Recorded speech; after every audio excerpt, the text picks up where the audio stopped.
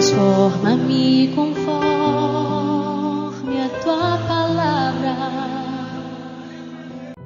Shalom, irmãos e irmãs, que a paz de Deus, que excede todo entendimento, continue a te guardar. Estamos no capítulo 10 do livro de Juízes, e no capítulo 10 começa falando de dois juízes, Tola e Jair. Não é dado muitas informações históricas da atuação deles na época de Israel. Então eu penso que, por não ter dado assim dados mais detalhados da história desses dois juízes, que tenha sido um período, somando os dois, de 55 anos de calmaria, de sossego, de paz.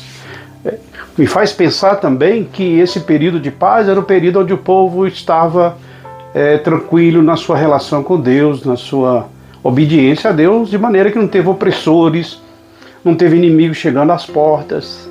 Mas como é a característica do livro de Juízes, o povo parece que sente falta da opressão, sente falta dos inimigos à porta, sente falta de viver esse mundo de sofrimento, e eles começam de novo a afastar-se do Senhor, e aí vem opressão, inimigo, e mais de 18 anos de opressão, eles começam a clamar ao Senhor e pedir: Senhor, me livre, e Deus diz que não vai livrar eles, que eles fossem pedir ajuda aos deuses que eles se voltaram.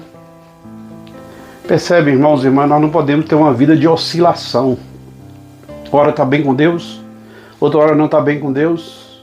Uma hora obedece, outro momento não obedece. E viver uma vida de altos e baixos, nós temos que ter uma sequência na nossa vida, uma vida linear na presença de Deus, na intimidade com Deus, na obediência. Que com certeza os inimigos não serão a porta para a opressão se viver uma vida linear de obediência. O livro de Romanos, capítulo 1, percebe, irmãos e irmãs? Capítulo 1, versículo de número 24, diz assim: pelo que também Deus os entregou a concupiscência do seu coração e imundícia para desonrar seu corpo entre si. As pessoas que Paulo escreve à igreja de Romanos na sua época, que a pessoa tão contra Deus que Deus entregou as suas concupiscências. No versículo 26 diz de novo: pelo que Deus abandonou as paixões infames, porque até as suas mulheres mudaram o natural contrário à natureza. E ainda no versículo de número 28, e como eles não se importaram em ter conhecimento de Deus, assim Deus os entregou a um sentimento perverso para fazer coisas que não convêm. Da época de Juízes, Deus entregou a eles as opressões porque eles não queriam nada com Deus. Mas Deus é Deus de misericórdia, Deus de graça, que dá sempre a oportunidade.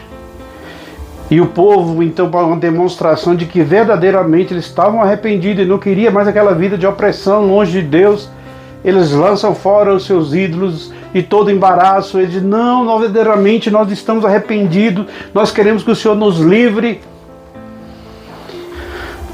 E aí, irmãos e irmãs, eles fazem uma pergunta: quem o Senhor colocará para liderar a nossa libertação? Quem?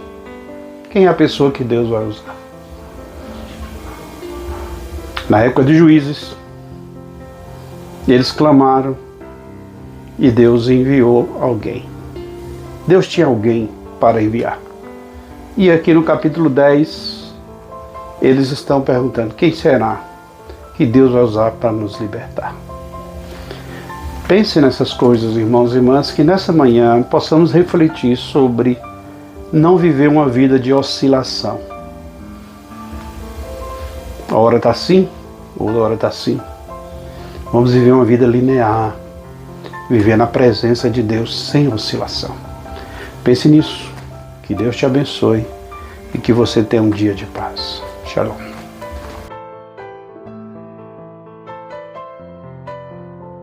Transforma-me conforme a tua palavra.